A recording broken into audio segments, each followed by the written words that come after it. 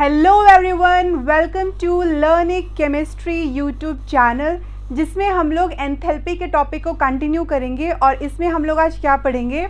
Enthalpy in terms of first law of thermodynamics. तो आइए देखते हैं कि जब हम लोग बात करते हैं एंथैल्पी की किसके टर्म्स में, फर्स्ट लॉ ऑफ थर्मोडायनेमिक्स के टर्म्स में, तो ये बेसिकली कहना क्या चाहता है। अगर मैं बात करती हूँ एंथैल्पी की, तो एंथैल्पी की इक्वेशन क्या थी? H = U + PV, ये आपको पता है। और अगर मैं यहाँ पे बात कर रही हूँ चेंज इन एंथैल्पी की, तो ये किसके इक्वल हो जाएगा? Change in internal energy plus delta PV, क्योंकि यहाँ पर प्रेशर और वॉल्यूम दोनों ही क्या है, आपका वेरिएबल है। क्लियर है? अब अगर मैं इस पर्टिकुलर इक्वेशन को कांस्टेंट प्रेशर पे लिखना चाहूँ, मान लो हमारे पास कोई प्रोसेस है जो कांस्टेंट प्रेशर पर हो रहा है, तो इस इक्वेशन को जब मैं कांस्टेंट प्रेशर पे लिखूंगी तो वो क्या होगा? Delta H = delta U plus P delta V। P बाहर क्यों आ गया? क्योंकि हम यहाँ पे बात कर रहे हैं कांस्टेंट प्रेशर की, जिसमें प्रेशर में कोई चेंज नहीं आ रहा है। ठीक है। So according to first law of thermodynamics क्या कहता है? Delta U = delta Q plus delta W। Delta U क्या है? Change in internal energy of system. Delta Q क्या है? Heat given to the system. Delta W क्या है? Work done on the system. कहने का मतलब है किसी भी सिस्टम की इंटरनल एनर्जी बढ़ाने के दो तरीके हैं। पहला तो ये कि आप उस पर्टिकुलर सिस्टम को हीट प्रोवाइड कर दो, दूसरा उस पर्टिकुलर सिस्टम पे कुछ वर्क कर दो। अंडरस्टूड? अगर मैं इसी फर्स्ट लॉ ऑफ थर्मोडायनेमिक्स की यहाँ पे जो इक्वेशन आ रही है, इसको मैं कांस्टेंट प्रेशर पे लिखूँ, इसी पर्टिकुलर इक्वेशन को अगर कांस्टेंट प्रेशर पे लिखूँ तो क्या होगा? Delta U = delta QP। P क्यों आया? क्योंकि कांस्टेंट प्रेशर पे बात कर रहे हैं। और जो वर्क डन का फॉर्मूला होता है एट कांस्टेंट प्रेशर, वो क्या होता है? -P external delta V। Yes और नो? तो ये चीज़ यहाँ पर आ गई। अब यहाँ से डेल्टा QP क्या निकल कर आएगा? Delta U plus P delta V। ये तो आएगा। क्लियर है? अब अगर आप यहाँ पर एक चीज़ ध्यान से देखो, तो जो आपका delta H = delta U plus P delta V है, और delta QP = delta U plus P delta V है, तो मैं यहाँ से ये कह सकती हूँ कि जो डेल्टा H है वो किसके इक्वल है? डेल्टा QP के। कहने का मतलब है change in enthalpy equals to heat content of system at constant pressure. तो कोई अगर आपसे ये पूछे कि जो चेंज इन एंथैल्पी है, क्या वो हमेशा हीट के इक्वल होगी? तो ऐसा बिल्कुल भी नहीं है। Change in enthalpy heat content की एक ही कंडीशन पे इक्वल होगी, अगर वो प्रोसेस कहाँ पर हो रहा हो? कांस्टेंट प्रेशर पे। क्लियर है? अब तो कोई डाउट नहीं, बस ये चीज़ ध्यान रखना। समझ में आया? तो यही हमारा था H in terms of first law of thermodynamics. तो हमें एक चीज़ तो समझ में आ गई, जो डेल्टा H है वो किसके इक्वल है? डेल्टा QP के। यस और नो? क्योंकि डेल्टा H हमारा क्या आ रहा था? Delta U plus P delta V, और डेल्टा QP भी हमारा क्या आ रहा था? Delta U plus P delta V। Clear है? तो अगर मैं बात करती हूँ हीट के फॉर्मूले की बात करती हूँ इन टर्म्स ऑफ गैसेस के लिए, तो उसका फॉर्मूला क्या था? Q = NC delta T। N आपका क्या है? Number of moles. C आपका क्या है? Molar specific heat capacity. Delta T आपका क्या है? Change in temperature. यस और नो? ये तो होगा। तो अगर मैं बात करती हूँ चेंज इन हीट की, कहाँ पर? कांस्टेंट प्रेशर पर।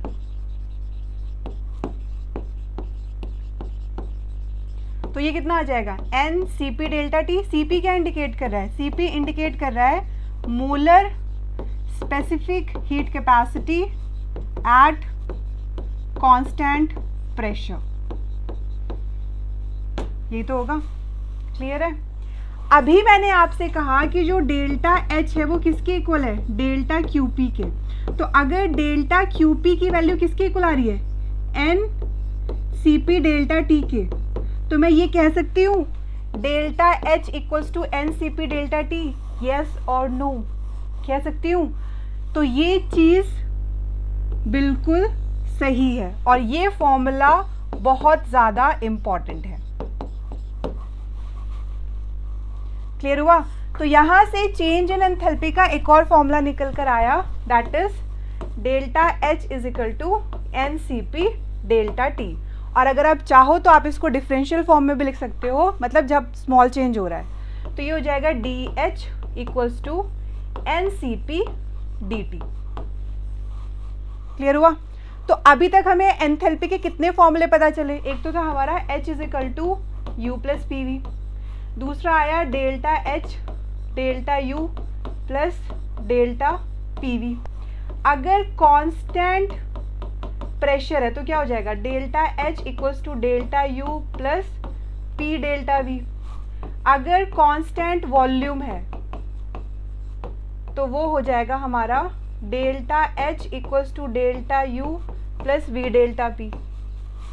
ठीक है, एक निकल कर आया delta H equals to delta Q P, और यहाँ से एक और फॉर्मूला आया delta H equals to n C P delta T. Thermodynamics is all about formula. अगर आपको फॉर्मूले याद है ना तो आपको क्वेश्चन सॉल्व करने में कोई दिक्कत नहीं आएगी। और अगर मैं बात करती हूँ नीट के एग्जाम की, तो नीट का एग्जाम ना डायरेक्ट फॉर्मूला बेस्ड होता है। क्लियर हुआ। जेई में from the middle of the derivation वो आपसे पूछ सकता है, बट नीट में ऐसा कुछ भी नहीं होता है। क्लियर हो गया। चलिए, तो हमें एक चीज तो समझ में आ गई कि जो डेल्टा एच है वो किसके इक्विवेलेंट होता है, वो होता है n C P delta T के। इतना समझ में आ गया सबको।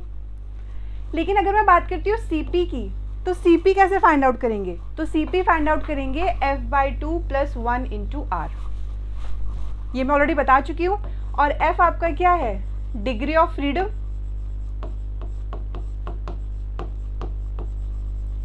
F की जो वैल्यू होती है वो डिफरेंट होती है for different type of gases. F की वैल्यू इक्वल होगी 3 के जब कौन सी गैस है, मोनो एटॉमिक गैस है। और जो F की वैल्यू है वो किसकी इक्वल होगी, 5 की, जब डाई एटॉमिक गैस है। और वही F की वैल्यू इक्वल होगी 6 की जब कौन सी गैस है, पॉली एटॉमिक गैस। तो मोनो एटॉमिक गैस में कौन कौन सी गैस आएगी, हीलियम, नियॉन। डाई एटॉमिक में O2, N2। पॉली एटॉमिक में O3, SO2, SO3। क्लियर हो गया। तो इस तरीके से आप डेल्टा एच की वैल्यू फाइंड आउट कर सकते हो। क्लियर है। चलिए, अब आइए कुछ क्वेश्चंस कर लेते हैं। अगर मैं बात कर रही हूँ इस पर्टिकुलर क्वेश्चन की, तो ये क्वेश्चन ऑलरेडी जेईई मेंस में आ चुका है। तो क्वेश्चन क्या कह रहा है, ध्यान से सुनो। 2 moles of helium is heated at constant pressure from 0 degree Celsius to 50 degree Celsius. Find enthalpy change in joule. Question में आपको हीलियम के मोल्स गिवन है, ठीक है। उसे हीट किया जा रहा है 0 डिग्री सेल्सियस से लेके 50 डिग्री सेल्सियस तक कांस्टेंट प्रेशर पे, और आपसे वो डेल्टा एच की वैल्यू पूछ रहा है। क्लियर है। तो यहाँ पर कांस्टेंट प्रेशर पे कोई प्रोसेस हो रहा है, तो हमें पता है कि जो डेल्टा एच होता है वो किसके इक्विवेलेंट होता है, डेल्टा क्यू पी के। यस और नो। तो मैं यहाँ से लिख सकती हूँ delta H equals to n C P delta T. Clear है। एन की वैल्यू ऑलरेडी क्वेश्चन में गिवन है, दैट इज 2। सी पी हमारा क्या होता है, अभी मैंने फॉर्मूला बताया था, दैट इज F/2 + 1 × R।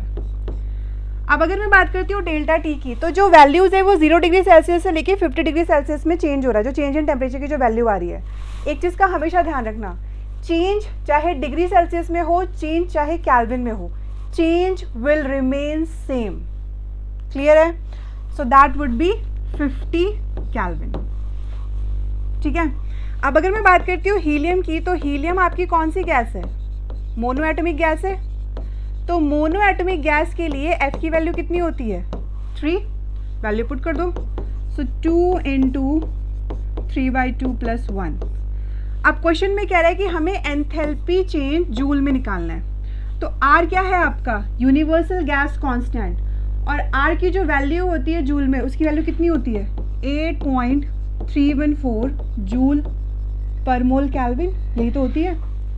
ठीक है, तो ये हो जाएगा 8.314 इंटू 50। तो ये हो जाएगा 2 into 3/2 + 1 which is equal to 5/2 into 8.314 into 50। 2 से 2 कैंसिल आउट हो गया और यहाँ पर आपकी वैल्यू आ जाएगी 5 into 8.314 into this is 3 into 50। अब देखो बहुत लोग क्या करेंगे 8.3 से मल्टीप्लाई करेंगे, बट इसकी कोई ज़रूरत नहीं है, आपको ऑप्शन से ही पता चल जाएगा। 8.3 को मैं राउंड ऑफ करके 8 भी लिख सकती हूँ। क्लियर हो गया? सो 8 5 सा 40, 40 इंटू 50, 40 इंटू 50, तो ये आ जाएगा 5 4 सा 20, 2000 जूल। क्लियर है? And this is your final answer. समझ में आया? अब एंथैल्पी चेंज का एक और फॉर्मूला बच रहा है और वो हमें इस पर्टिकुलर रिएक्शन से मिलेगा। कैसे? अब मैं यहाँ पे बात कर रही हूँ relationship between enthalpy change, internal energy change in a chemical reaction containing gaseous reactant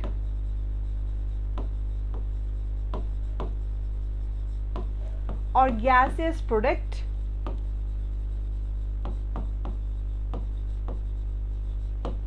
or both। Enthalpy change में और इंटरनल एनर्जी चेंज में क्या रिलेशनशिप होगा किसी भी पर्टिकुलर केमिकल रिएक्शन में? या तो हमारे पास गैसियस रिएक्टेंट हो, या तो हमारे पास गैसियस प्रोडक्ट हो, या दोनों हो, या दोनों में से कोई एक हो। ठीक है, तो अब ये कैसे फाइंड आउट करेंगे? लेट अस अज्यूम हमारे पास कोई रिएक्टेंट है R और प्रोडक्ट है P। हम ये मान के चल रहे हैं कि या तो रिएक्टेंट गैसियस है, या तो प्रोडक्ट गैसियस है, या दोनों ही गैसियस है। क्लियर हो गया? तो अगर मैं इसके लिए डेल्टा H का फॉर्मूला लिखना चाहूँ तो क्या होगा? डेल्टा H की इक्वेशन क्या होगी? Delta H equals to delta U plus delta PV होगा। और मैं यहाँ पे बात कर रही हूँ कि हमारे पास जो रिएक्टेंट और प्रोडक्ट हैं, या तो रिएक्टेंट गैसियस है, या तो प्रोडक्ट गैसियस है, या दोनों ही गैसियस है। ये हम मान के चल रहे हैं। तो जब मैं बात करती हूँ गैसेस की, तो मैं ये कह सकती हूँ PV equals to nRT। Yes और नो? कह सकती हूँ। So delta H equals to delta U plus delta nRT होगा ये। और एक चीज़ का ध्यान रखना, जो आपकी मोस्ट ऑफ द रिएक्शंस होती हैं, most of the reaction constant pressure और कांस्टेंट टेम्परेचर पर होती है। Most of the reaction constant pressure और कांस्टेंट टेम्परेचर पर होती है। क्लियर हुआ? तो PV इक्वल्स टू nRT है। प्रेशर आपका कांस्टेंट है, टेम्परेचर आपका कांस्टेंट है, तो वेरिएबल क्या होगा? वॉल्यूम ही तो होगा, वॉल्यूम ही तो वैरी करेगा। तो अगर वॉल्यूम इंक्रीज या डिक्रीज हो रहा है तो नंबर ऑफ मोल्स भी इंक्रीज और डिक्रीज होगा। यस और नो? अगर आप किसी पर्टिकुलर केमिकल रिएक्शन को भी देखो तो रिएक्टेंट के साइड नंबर ऑफ मोल्स कुछ और होते हैं, प्रोडक्ट के साइड नंबर ऑफ मोल्स कुछ और होते हैं ना? तो इसका मतलब नंबर ऑफ मोल्स इंक्रीज भी हो सकता है, डिक्रीज भी हो सकता है। तो मैं इस इक्वेशन को इस तरीके से लिख सकती हूँ, delta H equals to delta U। R आपका गैस कांस्टेंट है, T आपका कांस्टेंट टेम्परेचर है। तो चेंज किस में आएगा? सिर्फ और सिर्फ नंबर ऑफ मोल्स में। लेकिन वो नंबर ऑफ मोल्स कैसे होनी चाहिए? गैसियस, गैस के मोल्स होने चाहिए। सो लास्ट इक्वेशन क्या निकल कर आ रही है? Delta H equals to delta U plus delta NG/RT। तो डेल्टा H आपका क्या है? Enthalpy change. डेल्टा U आपका क्या है? Internal energy change. Delta NG क्या है? डेल्टा NG है गैसियस मोल्स में जो चेंज आ रहा है, उसको हम लोग कैसे फाइंड आउट करेंगे? Number of moles of product minus number of moles of reactant. Clear है? चलिए देखते हैं कि इस पे क्वेश्चंस कैसे आते हैं। तो यहाँ पर आपको दो केमिकल रिएक्शंस गिवन है, ठीक है। तो आपको इन पर्टिकुलर दो केमिकल रिएक्शन के लिए फाइंड आउट करना है कि इन दोनों रिएक्शन में डेल्टा H बड़ा होगा डेल्टा U से, या डेल्टा H छोटा होगा डेल्टा U से, या डेल्टा H इक्वल होगा डेल्टा U के। कैसे करोगे? देखो, अगर मैं फर्स्ट रिएक्शन को कंसिडर करके चलूं, that is N2 plus 3H2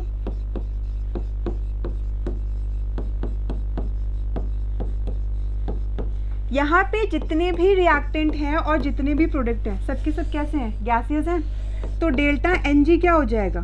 number of moles of product minus number of moles of reactant, yes और नो? तो प्रोडक्ट के नंबर ऑफ मोल्स कितने हैं? 2, और रिएक्टेंट के 3 इसके हो गए, इसके 1 हो गए। यहाँ पे कुछ लिखा तो हम 1 मान के चलेंगे, तो 3 + 1 4, तो ये कितना आ जाएगा? -2। अब डेल्टा H क्या होता है? Delta H equals to delta U plus delta NgRT, yes और no? So delta U delta Ng कितना आ रहा है? -2 RT। अब देखो, यहाँ पे भी बहुत लोग गलती करते हैं। अगर आप लोग ध्यान से देखो तो डेल्टा H की वैल्यू कब आएगी? जब आप लोग डेल्टा U में से 2 RT को माइनस करोगे। मतलब डेल्टा U में से जब इतनी वैल्यू रिड्यूस की जाएगी तब जाके डेल्टा H की वैल्यू आएगी। तो कहने का मतलब है डेल्टा U क्या हो जाएगा? बड़ा हो जाएगा। तो रिलेशन क्या होगा? Delta U is greater than delta H इस रिएक्शन के लिए, ठीक है। इस पर्टिकुलर रिएक्शन के लिए delta U is greater than delta H। Clear है? अब अगर मैं बात करती हूँ नेक्स्ट रिएक्शन की, that is H2 gaseous plus Br2 gaseous gives 2H Br gaseous. तो इसके लिए डेल्टा Ng कितना आएगा? Number of moles of product minus number of moles of reactant. Product कितने हैं? प्रोडक्ट के मोल्स कितने हैं गैसेस के? 2, रिएक्टेंट के 1 इसके 1 इसके, तो 1 + 1 2, तो ये कितना हो जाएगा? 0। And delta H equals to delta U plus delta NgRT। तो डेल्टा U डेल्टा Ng कितना आ रहा है? 0, तो ये क्या हो जाएगा? Delta U। So delta H equals to delta U। Clear हुआ? कोई डाउट तो नहीं? क्वेश्चन इसी तरीके से आते हैं और ऐसे क्वेश्चन मोस्टली आपको नीट एग्जाम में देखने को मिलेंगे, ठीक है। जेई में कैसे क्वेश्चन आते हैं वो भी अभी हम देख लेते हैं, बट फिलहाल आपको इतना पता होना चाहिए कि कैसे फाइंड आउट करना है। क्लियर हो गया?